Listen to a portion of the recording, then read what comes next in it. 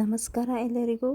Welcome back to Priyanka Prashant veg recipes and vlogs. ಹೊಸ ವರ್ಷಕ್ಕೆ ಇದು ನನ್ನ ಮೊದಲನೆಯ ವಿಡಿಯೋ.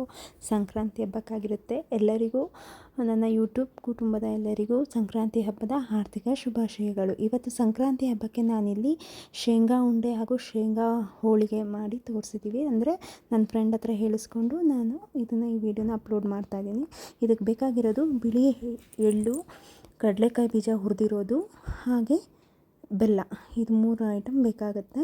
ಫಸ್ಟಿಗೆ ನಾವಿಲ್ಲಿ ಅರ್ಧ kg ಹುರಿದು ಸಿಪ್ಪೆ ತೆಗೆದಿರುವಂಥ ಕಡಲೆಕಾಯಿ ಬೀಜ, ಅರ್ಧ kg ಆಗೋಷ್ಟು ಉಂಡೆ ಬೆಲ್ಲನ ಜಜ್ಜಿಕೊಂಡಿದ್ದೀವಿ. ಹಾಗೆ ಬಿಳಿ ಎಳ್ಳನ್ನ ಹುರ್ಕೊಂಡು ಇಲ್ಲಿ ನಾವು ತೊಗೊಂಡಿದ್ದೀವಿ. ಫಸ್ಟಿಗೆ ಇದು 3 ಮಿಕ್ಸ್ ಮಾಡಿಕೊಂಡು ಚೆನ್ನಾಗಿ ಮಿಕ್ಸ್ ಮಾಡಿಕೊಂಡು ಮಿಕ್ಸಿಗೆ ಹಾಕಿ ಪೌಡ್ರ್ ಮಾಡ್ಕೋಬೇಕಾಗತ್ತೆ.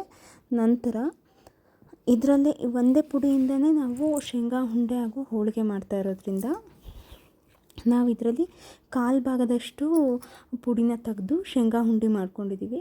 ಹಾಗೂ ಇನ್ನು ಮಿಕ್ಕಿದ್ದನ್ನು ನಾವು ಶೇಂಗಾ ಹೋಳಿಗೆ ಮಾಡ್ಕೊಂಡಿದ್ದೀವಿ. ಈ ಥರ ಪೌಡ್ರ್ ಮಾಡಿಕೊಂಡು ಅದರಲ್ಲಿರುವಂತಹ ಗಂಟನ್ನೆಲ್ಲ ಚೆನ್ನಾಗಿ ಈ ಥರ ಮಿಕ್ಸ್ ಮಾಡಿ ಹೊಡ್ಕೋಬೇಕು.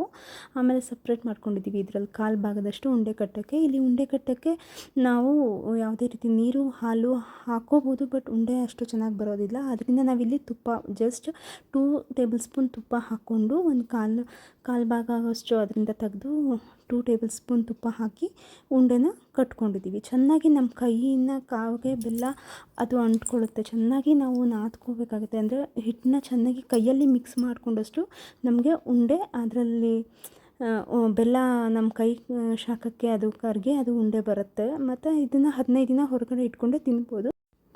ನಮ್ಮ ಶೇಂಗಾ ಉಂಡೆ ರೆಡಿಯಾಗಿದೆ. ಹಾಗೆ ಇದೇ ಮಿಕ್ಸ್ಚರಿಂದ ನಾವು ನೆಕ್ಸ್ಟು ಶೇಂಗಾ ಹೋಳಿಗೆ ಮಾಡ್ಕೋತಾ ಇದ್ದೀವಿ. ಹೋಳಿಗೆ ಮಾಡ್ಕೊಳ್ಳಿಕ್ಕೆ ಫಸ್ಟಿಗೆ ನಾವು ಅರ್ಧ ಮೈದಾ, ಅರ್ಧ ಕಪ್ ಅಂದರೆ 1 ಕಪ್ ಆಗೋಷ್ಟು ಮೈದಾ, 1 ಕಪ್ ಆಗೋಷ್ಟು ಗೋಧಿ ಹಸಿಟ್ಟು ಹಾಕಿ ನಾವು ಗಟ್ಟಿಗೆ ಪೂರಿ ಹಿಟ್ಟಿನ ಅದಕ್ಕೆ ಕಲಸಿ ಅರ್ಧ ಗಂಟೆ ನೆನೆಯೋಕೆ ಇಟ್ಟಿದ್ವಿ.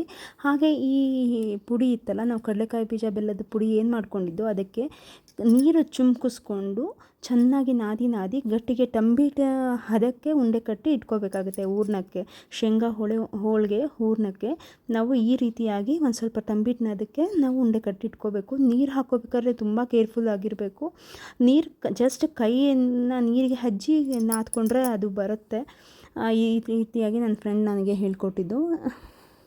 ಹಾಗೆ ನಾವು ಈ ಕಲಸಿಟ್ಟಿದ್ದಂಥ ಕನಕನ ಈ ಮೈದಾ ಹಿಟ್ಟಿನಲ್ಲಿ ಹಚ್ಕೊಂಡು ಹರಿಯೋದ್ರಿಂದ ಈ ಥರ ಪೂರಿ ಹಿಟ್ಟಿನ ಸೈಜ್ಗೆ ಉಂಡೆ ಮಾಡ್ಕೊತಾ ಇದ್ದೀವಿ. ಹಾಗೆ ನಾವು ಒಂದು ಸ್ವಲ್ಪ ಹರ್ಕೊಂಡು ಅದಕ್ಕೆ ಹೋಳಿಗೆ ಅದು ಹೂರ್ಣನ ತುಂಬಿಕೊಂಡು ನಾವೇನು ನೀರು ಚುಮ್ಕಿಸಿ ಮಾಡ್ಕೊಂಡಿದ್ವಲ್ಲ ಹೂರ್ಣ, ಅದನ್ನು ತುಂಬಿಕೊಂಡು ಈ ರೀತಿಯಾಗಿ ಹರಿದು ಬೇಯಿಸ್ಕೊಂಡ್ರೆ ನಮ್ಮ ಶೇಂಗಾ ಹೋಳಿಗೆ ರೆಡಿ ಆಗುತ್ತೆ.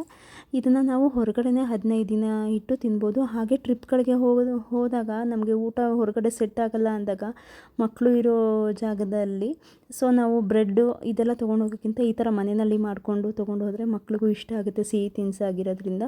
ಈ ರೀತಿಯಾದ ಹೆಲ್ದಿ ನಮ್ಮ ಉತ್ತರ ಕರ್ನಾಟಕದ ಸ್ಪೆಷಲ್ ಖಾದ್ಯನ ನನ್ನ ಫ್ರೆಂಡ್ ದೀಪಾ ಇಲ್ಲಿ ನಮಗೆ ಮಾಡಿ ತೋರಿಸಿದ್ದಾರೆ. ಅದಕ್ಕಾಗಿ ಅವ್ರಿಗೆ ಧನ್ಯವಾದ ಹೇಳ್ತಾ, ಈ ವಿಡಿಯೋ ನಿಮ್ಮೆಲ್ಲರಿಗೂ ಇಷ್ಟ ಆಗಿದೆ ಅಂತ ಭಾವಿಸ್ತಾ, ಈ ವರ್ಷದ ಮೊದಲನೇ ವಿಡಿಯೋಗೆ ನಿಮ್ಮ ಸಪೋರ್ಟ್ ಹಾಗೂ ಸಹಕಾರ ಇರಲಿ ಅಂತ ಕೇಳ್ಕೊತಾ, ಈ ವಿಡಿಯೋನ ಇಲ್ಲಿವರೆಗೂ ನೋಡಿದ್ದಕ್ಕೆ, ನನಗೆ ಸಪೋರ್ಟ್ ಮಾಡ್ತಾ ಬಂದಿದ್ದಕ್ಕೆ ನಿಮ್ಮೆಲ್ಲರಿಗೂ ಧನ್ಯವಾದ ಹೇಳ್ತಾ ಈ ವಿಡಿಯೋನ ಇಲ್ಲಿಗೆ ಮುಗಿಸ್ತೀನಿ. ನೆಕ್ಸ್ಟ್ ವಿಡಿಯೋದಲ್ಲಿ ಸಿಗ್ತೀನಿ. ಅಲ್ಲಿವರೆಗೂ ಟೇಕ್ ಕೇರ್ ಆ್ಯಂಡ್ ಬಾಯ್ ಬಾಯ್. ಹಾಗೆ ಇಲ್ಲಿ ಒಂದು ಮುಖ್ಯವಾದ ವಿಷಯ, ಇಲ್ಲಿ ಹೋಳಿಗೆಯನ್ನು ಬೇಯಿಸೋದಕ್ಕೆ ನಾವು ಯಾವುದೇ ರೀತಿಯ ಎಣ್ಣೆ ಆಗಲಿ ತುಪ್ಪ ಆಗಿ ಬಳಸಿಲ್ಲ, ಬರೀ ಹಾಗೆ ಬೇಯಿಸ್ಕೊಂಡಿದ್ದೀವಿ.